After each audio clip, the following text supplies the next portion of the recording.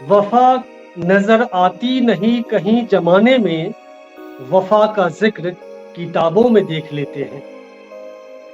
हफीज बनारसी का यह शेर उन तमाम पुस्तक प्रेमियों को समर्पित है जो किताबों की दुनिया में विचरण करते हैं, शब्दों की सत्ता करते हैं और अपने विचारों पर शान चढ़ाते हैं। नमस्कार, वर्णिका हिंदी में आप सभी का स्वागत है। आपके साथ मैं हूं संतोष आनंद और आप देख रहे हैं हम सबका पसंदीदा कार्यक्रम शब्दों की सत्ता।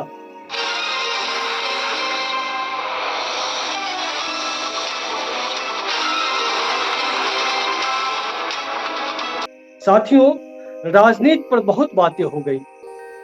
आज हम किताबों की दुनिया में आपको ले चलेंगे, किताबों की बातें करेंगे और किताबों में जो वफा है, जो शेर मैंने अभी आपके सामने पेश किया, उसमें जो शब्द है वफा, वफा का अर्थ होता है सच्चाई। शायर लिखता है कि वफा कहीं नजर नहीं आती जमाने में, वफा का जिक्र यानी सच्चाई का जिक्र यदि देखना होता है तो हम किताबों को देख लेते हैं। तो आइए, जमाने में जो सच्चाई नजर नहीं आती, उस सच्चाई को हम किताबों में ढूंढते हैं। आज मेरे पास 5 नई किताबें हैं, उन किताबों पर बात करेंगे।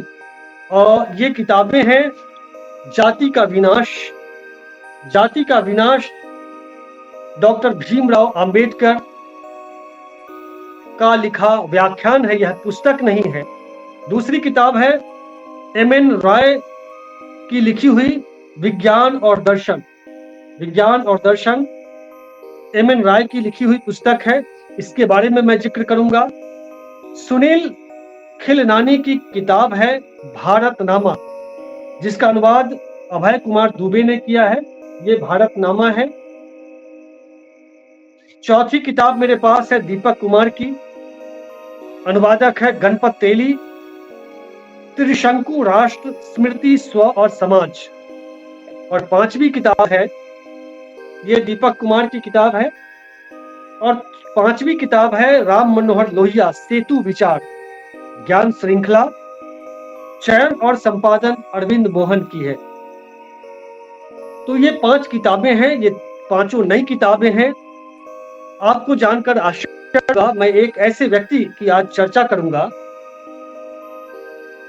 जिसने मुझे ये किताबें गिफ्ट की हैं। उस व्यक्ति का नाम है जितेंद्र नारायण। जितेंद्र नारायण मेरे प्रिय मित्र हैं और समस्तीपुर जिले में रहते हैं, बिहार के समस्तीपुर जिले में LIC में DO पद पर कार्यरत हैं और वैसे रहने वाले मुजफ्फरपुर जिले के किरमा गांव के हैं। पिछले दिनों मैं चुनाव के दौरान ही उनके आवास पर गया था, तो उन्होंने मेरे लिए ये 5 नई किताबें खरीद कर मंगाई थी और उन्होंने ये 5 किताबें मुझे दी। आपको जानकर आश्चर्य होगा कि जितेंद्र नारायण एक ऐसे व्यक्ति हैं जो अपने हित मित्रों को, शुभ चिंतकों को, अपने जानने वालों को किताबें दान किया करते हैं। वे भी नई किताबें खरीदकर मंगवाते हैं और उन्हें दान देते हैं। जब उनसे मेरी बातचीत हुई कि आप ऐसा क्यों करते हैं, तो ये उनका शौक है। वे चाहते हैं कि अधिक से अधिक लोग किताब पढ़ें, किताबों से जुड़ें, किताबों की दुनिया में खोए और अपने विचारों पर शान चढ़ाए। तो ये उनका शौक है और ये शौक अगर एक एक व्यक्ति के पास हो तो समाज, जो हमारा समाज है, संकीर्ण विचारों से ग्रसित जो समाज है हमारा, उसमें एक बड़ा बदलाव संभव है। तो जितेंद्र नारायण जी को हम शुक्रिया अदा करते हैं, उनको धन्यवाद देते हैं। और मैं अकेला व्यक्ति नहीं हूं जिसे उन्होंने किताबें दी हैं, गिफ्ट की हैं, बल्कि ऐसे बहुत लोग हैं जिन्हें उन्होंने नई नई किताबें खरीदकर मंगाई और दी है। तो ये शौक निस्संदेह प्रशंसनीय है यह प्रयास बहुत ही प्रशंसनीय है कि किताबों से अपने लोगों को जोड़ते हैं, और अगर आप भी, हम भी अगर इस शौक को पाले तो समाज में बदलाव ला सकते हैं। तो आइए हम थोड़ी सी चर्चा किताबों पर भी कर लें। सुनील खिलनानी की एक किताब है, आप भी पढ़ सकते हैं, भारतनामा, और ये किताब छपी है राजकमल पेपर बैग से, राजकमल प्रकाशन से, तो आप भी मंगवा सकते हैं। इसमें इसके एक छोटे से अंश को मैं आपके सामने पेश करूंगा। आपको पता चलेगा कि ये इस किताब में क्या किस विषय पर, किस विषय वस्तु को कवर किया गया है। तो मैं इसके 17 नंबर पेज पर जो कुछ लिखा है उसके बारे में कुछ जिक्र करूंगा। इसमें लिखा है कि जिस तरह मोदी और उनके सहयोगी पूरे विपक्ष को निर्मूल करने, एक कांग्रेस मुक्त भारत बनाने का सपना देख रहे हैं, और जिस तरह आलोचना और असहमति को देशद्रोह कहा जा रहा है, यह लोकतंत्र की राजनीति के लिहाज से एक रुग्ण अपवृद्धि है। उसकी प्राकृतिक और क्षमता वर्धक स्थिति नहीं। आपने देखा है कि पिछले 10 सालों में किस तरह से कांग्रेस मुक्त भारत का नारा दिया गया, कैसे लोकतंत्र पर प्रहार हुआ, उसके बारे में जिक्र इसमें किया गया है। आगे लिखते हैं, जो लेखक हैं वो लिखते हैं कि स्वतंत्र विचार के संस्थान जैसे विश्वविद्यालय, मीडिया, नागरिक संगठन राजशक्ति का शिकार हो रहे हैं। कैसे जो स्वतंत्र संस्थाएं हैं उस पर कैसे उसे शिकार बनाया जा रहा है राज सत्ता द्वारा, उसके बारे में जानकारी इसमें है।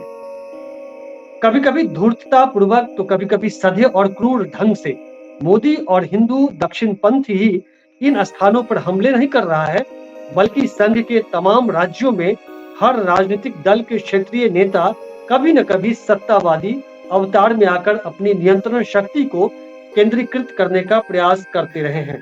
तो किताब के बारे में, पूरे भारत के बारे में, लोकतंत्र के बारे में जो विचार यात्रा है, देश एक है और विचार अनेक हैं, उसमें तमाम विचारों के बारे में एक अच्छी पुस्तक है जिसे आप भी पढ़ सकते हैं।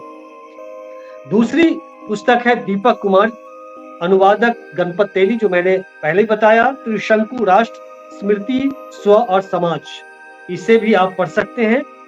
इसके एक छोटे से अंश को मैं यहाँ पेश करूंगा, उससे आपको पता चल जाएगा कि ये किताब, इस किताब में क्या है। और मैं बता दूं कि ये किताब भी राजकमल पेपर बैग से है, राजकमल प्रकाशन से है, आप इसे भी मंगाकर पढ़ सकते हैं। इसमें एक हिस्सा जो है, एक अंश है, उसको मैं पढ़ूंगा। इसमें लिखा है पेज नंबर 53 में कि जेएनयू सही मायनों में जन्नत का एक हिस्सा है। आप जानते हैं कि पिछले 5-10 सालों में जो देश का अग्रणी संस्थान है, शैक्षणिक संस्थान जवाहरलाल नेहरू विश्वविद्यालय जेएनयू, उस पर कैसे हमले हुए हैं, उसके बारे में लेखक लिखता है कि जेएनयू सही मायनों में जन्नत का एक हिस्सा है और इस देश में अकादमिक गतिविधियों के लिए सबसे अच्छे ठिकानों में से एक है। लेखक के नजर में जेएनयू जन्नत का एक हिस्सा है। यह एक छोटा सा भारत है जो पूरे देश से विद्यार्थियों को अपनी तरफ आकर्षित करता है। लेखक लिखते हैं कि यह जेएनयू सिर्फ एक विश्वविद्यालय नहीं बल्कि एक छोटा सा भारत है जिसमें देश भर के स्टूडेंट्स आकर पढ़ते हैं। यहाँ की प्रवेश प्रक्रिया बहुत ही प्रतिस्पर्धात्मक है। प्रवेश परीक्षा की कॉपियां जांचते समय मुझे कसाई सा महसूस होता है, जबकि माली होने का एहसास उस समय आता है जब पाठ्यक्रम शुरू होते हैं। ये गणपत तेली अनुवादक इसके हैं। आगे इसमें है कि आरक्षण की राजनीति के जोर पकड़ने से बहुत पहले ही जेएनयू पिछड़ी पृष्ठभूमि से आने वाले छात्रों को अतिरिक्त अंक देता रहा है। कन्हैया कुमार जेएनयू के प्रोडक्ट है, जो कन्हैया कुमार के कारण जेएनयू को बदनाम करने की कोशिश हुई, अभी कांग्रेस में है। कन्हैया कुमार भी बार बार कहते रहे कि कैसे एक सामान्य परिवार से होने के कारण जेएनयू में पढ़ पाए। तो लेखक भी वही चीज लिखता है कि आरक्षण लागू होने के पहले पिछड़े जो बैकग्राउंड से आने वाले जो विद्यार्थी रहे हैं, उनको कैसे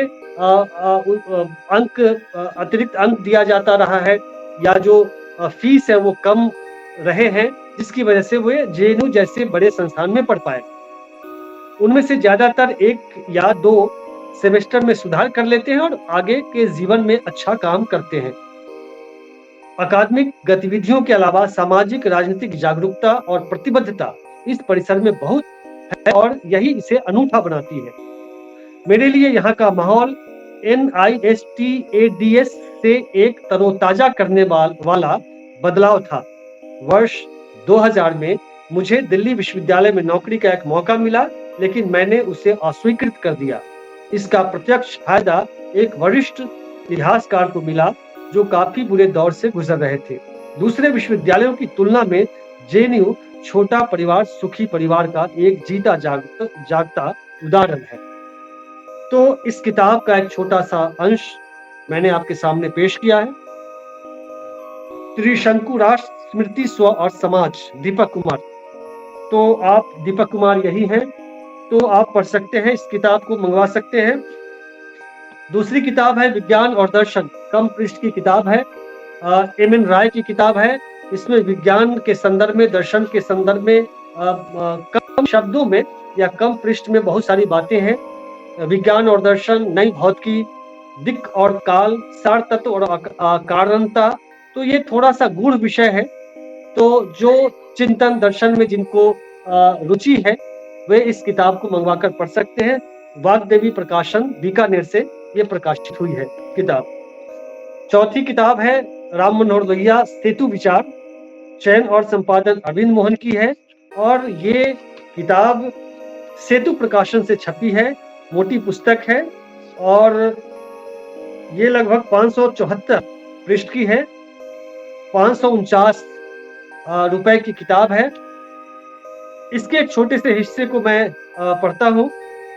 इससे आपको इस किताब में लोहिया के जीवन दर्शन, उनके आलेख, उनके विचार अगर आप पढ़ना चाहते हैं, समाजवाद को समझना चाहते हैं, साम्यवाद को समझना चाहते हैं, तो आप इस किताब को पढ़ सकते हैं। पेज नंबर 141 में जिक्र है कि जाति प्रथा से ग्रस्त समाज में शक्तिशाली और दावेदार समूहों की दृष्टि व्यापक नहीं होती और इसलिए विशेष अवसर की व्यवस्था भी उन्हें मंजूर नहीं होती है। इस एक पंक्ति से आप लोहिया के विचारों को समझ सकते हैं कि जाति प्रथा जो है से ग्रसित जो हमारा समाज है उसमें जो शक्तिशाली समूह है, शक्तिशाली समूह से आप समझ सकते हैं किसके बारे में कहा गया है। जो सामंती जातियां रही हैं, जो समूह रहे हैं, उसके बारे में है कि वे उनकी दृष्टि व्यापक नहीं हो सकती और जो विशेष अवसर दिए जाते हैं, जो वंचित जो तबका है उसको जैसे आरक्षण दिया जाता है तो उसे मंजूर नहीं होता है। दूसरी ओर दबे हुए समूहों और जातियों की हालत ऐसी नहीं है कि वे कारगर ढंग से विशेष अवसर के लिए दावा कर सके।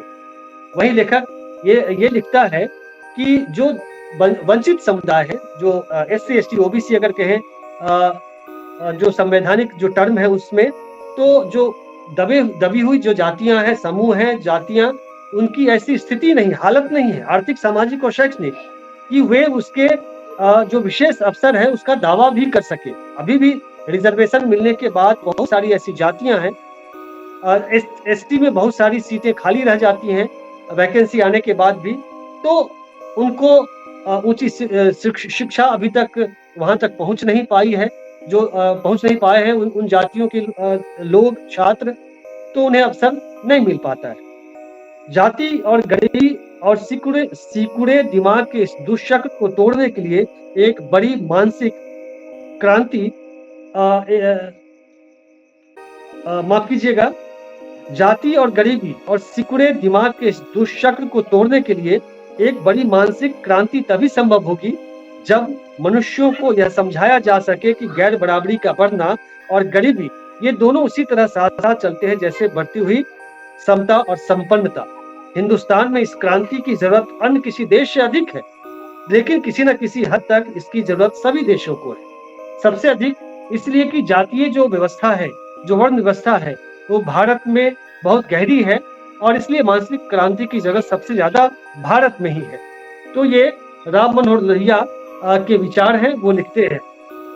अब जो एक प्रमुख किताब है, जो महत्वपूर्ण किताब है, जिस किताब को पढ़ने की इच्छा मेरी बहुत पहले से थी, वैसे तो अंग्रेजी में है लेकिन हिंदी वर्जन मेरे पास है, जो जितेंद्र नारायण जी ने मुझे दी है ये किताब, जाति का विनाश, संदर्भ टिप्पणियों सहित प्रसिद्ध भाषण जिसे डॉक्टर भीमराव अंबेडकर को देने नहीं दिया गया, वह भारत में जातियां, उनका तंत्र, उत्पत्ति और विकास। मैंने पहले भी बताया है कि डॉक्टर अंबेडकर की जो यह किताब है वह किताब नहीं बल्कि व्याख्यान है, जिसे उन्होंने तैयार किया था जात पात तोड़क मंडल के वार्षिक अधिवेशन 1936 में अध्यक्ष पद से पढ़ने के लिए, लेकिन आयोजक मंडल को आपत्ति थी उसके कुछ अंश को लेकर, जिसकी वजह से यह व्याख्यान ही स्थगित कर दिया गया।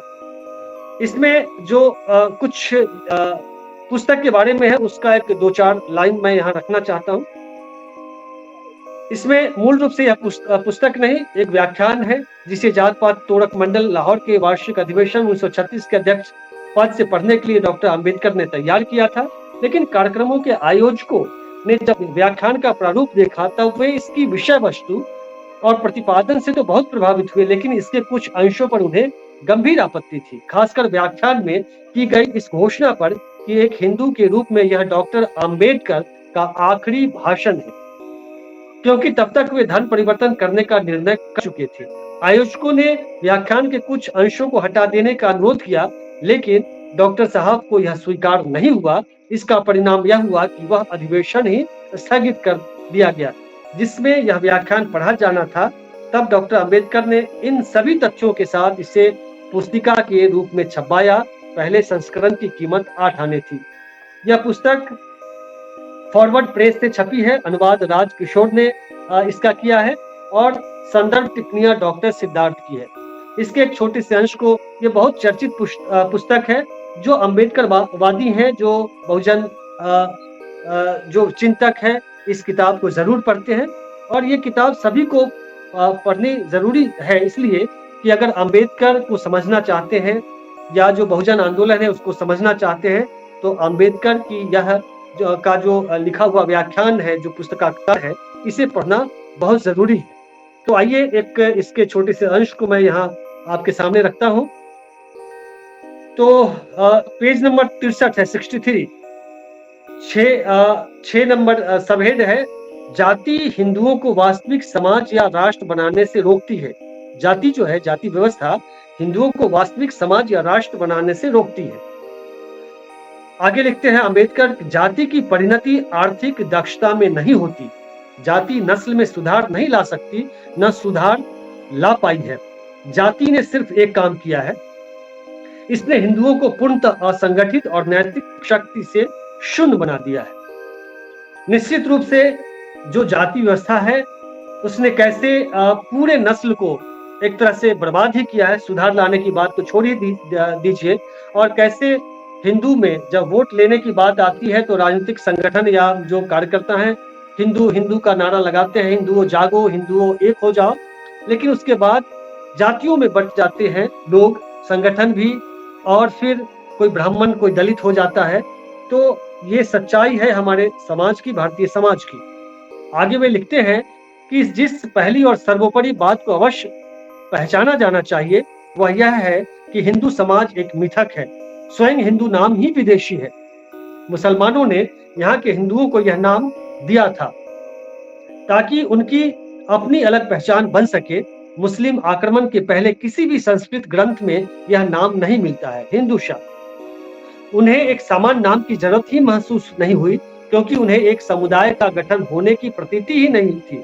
अम्बेडकर लिखते हैं कि हिंदू शब्द जो है ये संस्कृत ग्रंथ में ये नाम मिलता नहीं है, मुस्लिम आक्रमण के पहले।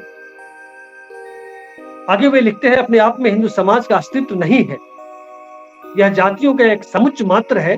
प्रत्येक जाति को अपने अस्तित्व का एहसास है, उसके अस्तित्व का एकमात्र उद्देश्य यह है कि वह बनी रहे।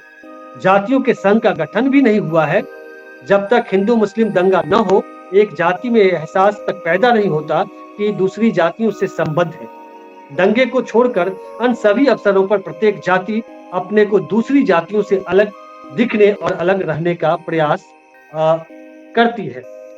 बहुत बड़ी बात अम्बेडकर ने लिखी कि जब हिंदू मुस्लिम का क्लैश उत्पन्न होता है, जब हिंदू मुस्लिम दंगा होता है, तब हिंदुओं को लगता है कि वो एकजुट उसे हो जाना चाहिए, लेकिन उसके बाद वो सब कुछ बिल्कुल अलग-अलग सा दिखता है। सभी अपने-अपने कुनबे में बँट जाते हैं, जातियों में बँट जाते हैं।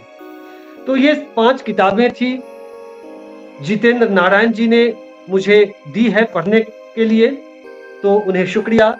तो ऐसे मित्र चाहिए, ऐसे समाज, खासकर बहुजन समाज में ऐसे लोग चाहिए जो किताबें खरीदें, किताबें बाँटें। आप यदि किसी के जन्मदिन पर जाते हैं, अगर किसी को गिफ्ट करते हैं किसी विशेष अवसर पर, तो आप गुलदस्ता करते हैं, घड़ी देते हैं या तमाम तरह की चीज़ें गिफ्ट करते हैं। यदि आप किताबें गिफ्ट करें, तो एक अच्छा कैंपेन भी चलेगा और इससे दूसरे लोग सीख भी लेंगे। और जातियों में सबसे निचली जातियों में आने वाले जो लोग हैं, जो जातियाँ हैं, उनका कल्याण तभी संभव है जब वे किताबों से जुड़ेंगे। किताबों की दुनिया भी अनोखी है। जब आप किताबों से जुड़ते हैं, तो आपके ज्ञान का विस्तार तो होता ही है, आपके व्यक्तित्व में निखार आता है, आपकी सोच निखरती है, आपको जो आपका दृष्टिकोण, जो आपका नज़रिया है समाज को देखने का, राजनीति को देखने का, उसमें एक नयापन आता है और आपको खुद लगेगा कि कल जो किताब पढ़ने के पहले जो आपका नज़रिया था, आपकी सोच थी, कैसे बदल गई है। तो आप किताबों से जुड़ें और खुद पढ़ें और पढ़ाएं। अगर गिफ्ट आप बर्थडे पे, मैरिज एनिवर्सरी पे या शादी विवाह में अगर गिफ्ट करते हैं, तो जरूर कोई ना कोई किताब गिफ्ट करें, अच्छी किताबें गिफ्ट करें, ताकि कुछ लोग पढ़ सके, किताबों का महत्व जान सके और जितेंद्र नारायण जी का जो प्रयास है वो आगे बढ़ सके और बहुजन समाज का कल्याण हो सके, शिक्षा से जुड़कर और किताबों से जुड़कर। तो इस एपिसोड में बस इतना ही। मिलते हैं अगले अंक में, तब तक के लिए नमस्कार, शुक्रिया।